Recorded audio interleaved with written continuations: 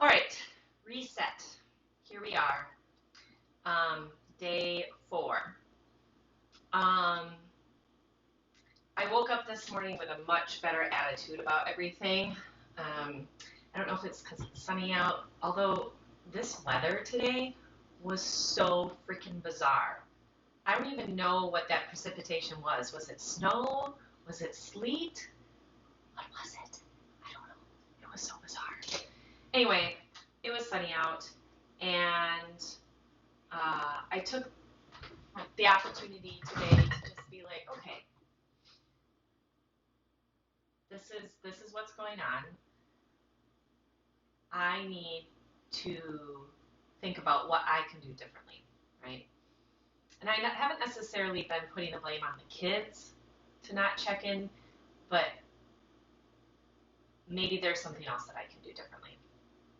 So I put a little announcement in my Google Classroom this morning and said, hey, miss you all, miss hearing you make music and sharing your music with me. I'm really looking forward to hearing what projects you're choosing and so on and so forth. And I received a couple emails. Um, I have yet to kind of go back and see what else the responses were, because let's talk about cleaning in quarantine.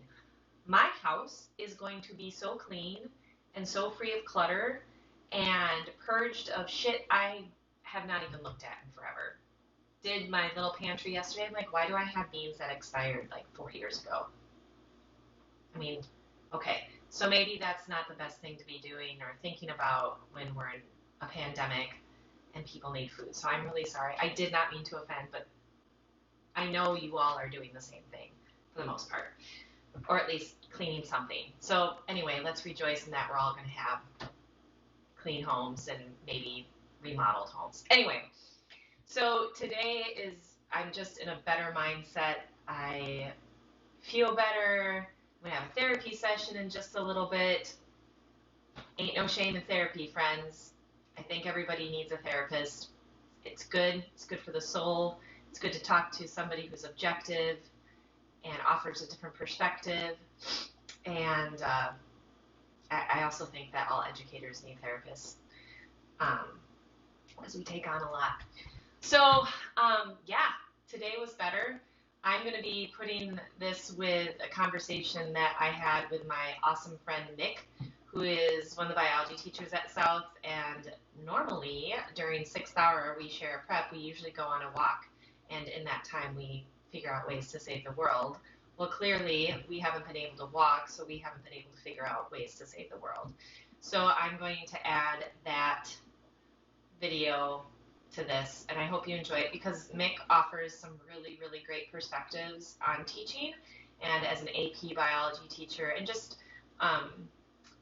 and general biology, and just it's not me talking necessarily, and just a different perspective, different content area. So yeah, I'm feeling much better today, and I still want to talk to other people who are in this and hearing how things get better and what things are working for you, because I would love to hear what's working for you all. So yeah, we can do this. Peace out. All right, we're going. So Okay. how are your classes going? They seem to be going pretty well. I've had quite a few kids check in, either through the daily check-ins, or yesterday I inadvertently created a check-in. I wasn't necessarily planning on it, but the way that I had worded something was, what I was trying to say was, if you need to talk about something, if you have questions, if you have comments about how things are looking, or if you just want to say hi, just shoot me an email. But the way that it was worded in my morning announcement made it sound like that was their check-in for the day. So I started getting all these emails where kids were like, yeah, it's going okay, blah, blah, blah. I'm like, what? And then I went back and I reread it, and I'm like, oh, that's what's happening, which was cool. Yeah. But it was interesting. I thought they were just doing it of their own, like, free will, but I think they were doing it because they thought it was what they were supposed to do for attendance. And that was actually No, I guess I just had that. No, I had that on there for AP and for general bio. So it was I was both. going to ask, was it more AP or was it more general bio? For that, it was both because I put that on for both of them. And on Monday, the check-ins were pretty evenly spread. It's actually kind of by class period. The morning, my first 3 classes of the day were the big recorders, the ones that actually did the stuff on Monday. Mm-hmm. And then the 2 afternoon classes, the one general bio and the one AP bio, were the 2 that didn't. I had 5 out of 30 actually check in for the 5th hour class. Mm-hmm. And then for my AP class, I think I had 12 out of 30 for AP. What? So yeah, I don't know. Have you had any kids that have not checked in? yeah, and that's data that I'm going to go over tomorrow. I'm doing a Google Meet. I'm trying to do a Google Meet with both of my AP classes, so potentially 60 people in the same room, which probably isn't going to happen. But that's my other thing tomorrow, is to go through in that attendance and see who doesn't have at least one blue box for the distance learning. Mm-hmm. And then I'm going to make a list and start going through and shoot out emails first, and then start making phone calls to kind of see where things are at. I wish that Google Meet was more like Canvas so we could see if kids have even logged on to our class. We can't do that, can we?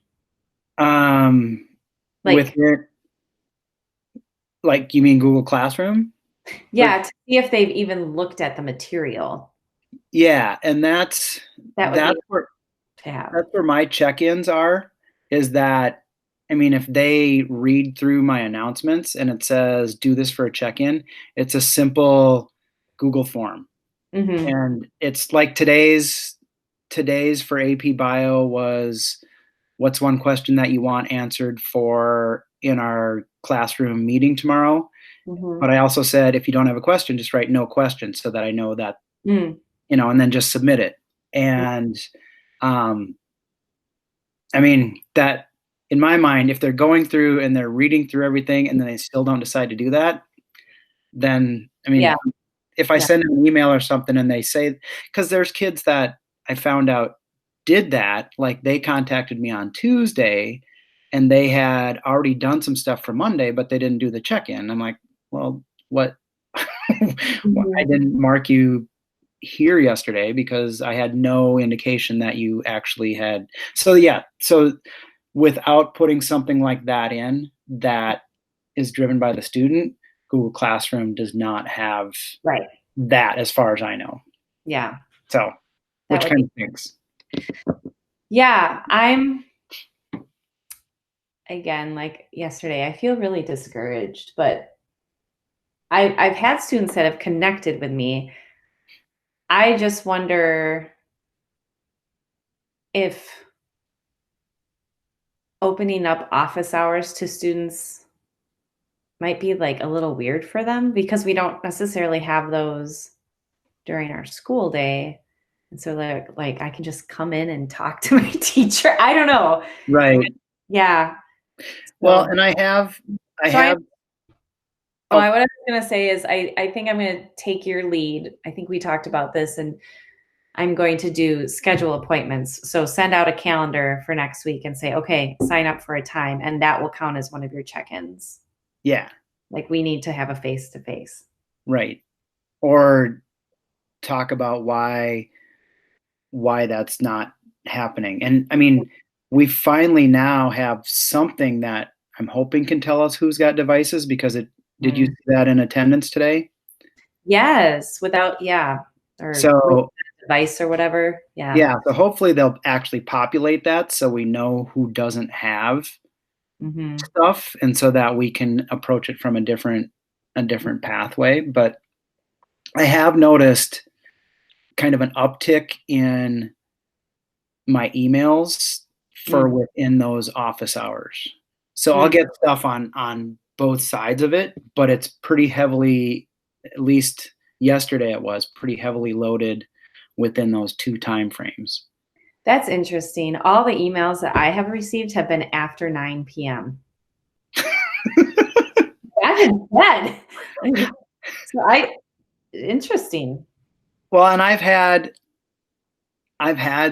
a bunch of kids that have done that too, where it's like they've submitted their work at 10 o'clock at night or whatever. So they're accessing that stuff later. And that's the other piece we don't know, right? We don't know how many kids are in that household who are having to access that one computer that they've gotten from Minneapolis, you know, and so they've got to take their turns on it. And I don't know if we'll ever be able to get that information, you know, and do we really need it? Do we just, I mean, we have to be compassionate about that, right? Like that they're not going to be within that time frame. And as long as the expectation from the kids is not that if they communicate outside that time that they're going to get instant feedback. That's the thing that I've really tried hard to do with my office hours, is that I try to get to their email within like 4 or 5 minutes. So it's almost like we're chatting. So it's like they know that if they need something